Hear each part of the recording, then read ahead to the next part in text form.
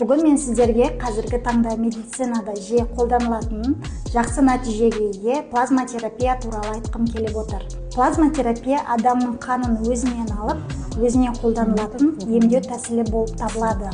Бұл әдіс бұрыннан бар әдіс. 20 ғасырдың басында жүкті әйелдердің иммунитетін көтеру үшін және де безеудің алдын алу үшін қолданылған. Медицинада бұны аутогемотерапия деп аталады. Яғни бұлшық ішіне, тері астына венозды қан енгізіледі. Уақыт өте келе қан жасушалар, эритроциттер, лейкоциттер емдеуге қолайсыз екені анықталды. Плазма ғана жарамды болып есептелді. Сондықтан да дәрігерлер плазманы пайдалана бастады. Плазматерапия қазіргі таңда тек косметологияда ғана емес, гинекология, травматологияда, неврологияда кеңінен қолданылып келеді. Неврологияда қазіргі таңда сколиоз, бел аймағының грыжасы, остеохондрозда кеңінен қолданылып келеді.